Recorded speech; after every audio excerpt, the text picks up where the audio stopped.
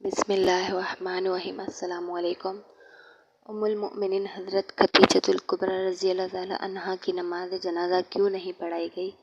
حضرت خدیجۃ الکبریٰ رضی اللہ تعالی عنہا کی وقت کے دن رمضان ہونے کے باوجود کسی نے روزہ کیوں نہیں رکھا تھا؟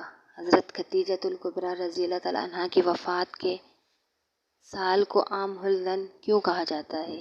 یہی ہماری آج کی ویڈیو کا موضوع ہوگا۔ حضرت خدیجۃ الکبریٰ رضی اللہ تعالی عنہا وہ پہلی خاتون ہے جنہیں قرآن مجید کی روح سے سب سے پہلے ام المؤمنین ہونے کا شرف حاصل ہے۔ اس کے علاوہ ذاتی طور پر قرآن شریف میں آپ کے ایثار و قربانی کا تذکرہ ہے۔ پیغمبر علیہ السلام صلی اللہ علیہ وآلہ وسلم سے شادی سے پہلے حضرت خدیجہ مکہ کے بہت بڑے کاروبار کی مالک تھی۔ آپ کے عظیم کاروان تجارت میں 80,000 اونٹ تھے جن کے ذریعے شام، یمن، مصر وغیرہ کی طرف برابر آپ کا سامان تجارت جاتا رہتا تھا۔ شادی کے بعد آپ نے اپنا سارا مال اور ساری دولت حضور نبی کریم صلی اللہ علیہ وآلہ وسلم کے قدموں میں دی تاکہ اسلام کی نشو و نما کے کام آ سکے۔ ام المؤمنین حضرت خدیجۃ الکبریٰ رضی اللہ تعالی عنہا انتہائی بافضیلت خاتون ہیں۔ آپ کے والد ماجد خویلد ابن اسد اور والدہ ماجدہ کا نام فاطمہ بنت زائدہ تھا۔ ان دونوں کا سلسلہ نسب آگے چل کر پیغمبر اسلام صلی اللہ علیہ وآلہ وسلم کے سلسلہ نسب سے مل جاتا ہے۔ آپ کی ولادت 15 سال قبل از عام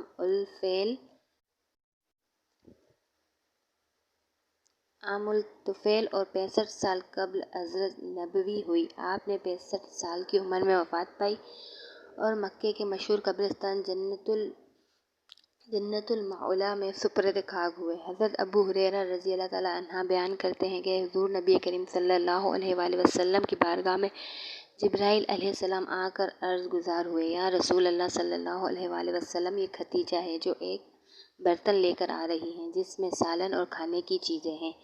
جب یہ آپ کے پاس آئی تو انہوں نے ان کے رب کا اور میرا سلام کہا اور انہیں جنت میں موتیوں کے محل کی بشارت دے دی جس میں نہ کوئی شور ہوگا اور نہ کوئی تکلیف ہوگی۔ حضرت علی رضی اللہ تعالی عنہ سے روایت ہے کہ حضور نبی کریم صلی اللہ علیہ وآلہ وسلم نے فرمایا، اپنے زمانے کی سب سے بہترین عورت مریم ہے اور اسی طرح اپنے زمانے کی سب سے بہترین عورت خدیجہ ہے۔ اسی طرح حضرت عبداللہ بن عباس رضی اللہ تعالیٰ عنہ فرماتے ہیں کہ ایک دفعہ حضور نبی کریم صلی اللہ علیہ وآلہ وسلم نے زمین پر 4 خطوط کھینچے اور دریافت فرمایا، کیا تم جانتے ہو کہ یہ کیا ہے؟ صحابہ کرام رضوان اللہ تعالیٰ اجمعین نے عرض کیا کہ اللہ اور اس کا رسول ہی بہتر جانتے ہیں۔ آپ صلی اللہ علیہ وآلہ وسلم نے فرمایا، یہ جنت کی بہترین عورتیں ہیں جو کہ حضرت خدیجہ بنت خویلد، حضرت فاطمہ بنت محمد، آسیہ بنت مزاحم زوجہ فرعون اور حضرت مریم بنت عمران ہیں۔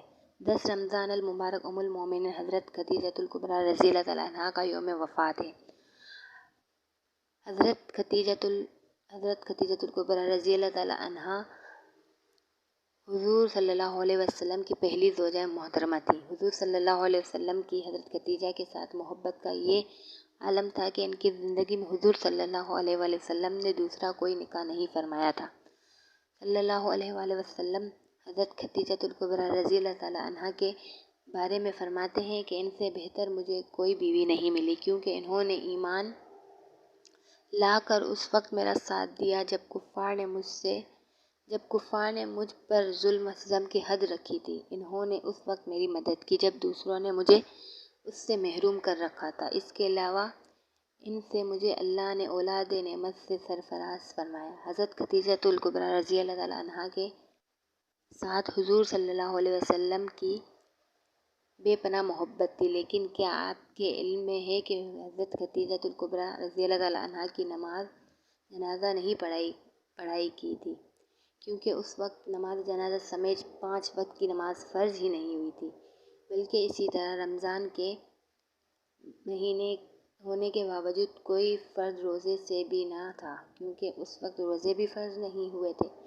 اسی سال رسول صلی اللہ علیہ وآلہ وسلم کے محبوب چچا جناب ابو طالب بھی اس دنیا سے پردہ فرما گئے تھے، اور دو عظیم صدموں نے حضور صلی اللہ علیہ وسلم کو بہت مغموم کر دیا۔ اسی لیے اس سال کو عام الحزن یعنی غم کا سال کہا جاتا ہے۔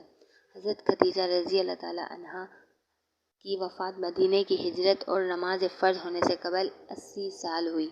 جب حضرت ابو طالب کی وفات ہوئی، روایت کے مطابق انہیں جنت میں موتیوں سے تیار کردہ گھر ملے گا۔ حضرت محمد صلی اللہ علیہ وآلہ وسلم خود ان کی قبر میں اترے اور اپنی سب سے بڑی غم گسار کو دائمی اجل کے سپرد کیا۔ پیارے پیغمبر صلی اللہ علیہ وآلہ وسلم کی حضرت خدیجہ رضی اللہ تعالی عنہا سے 6 اولادیں پیدا ہوئیں۔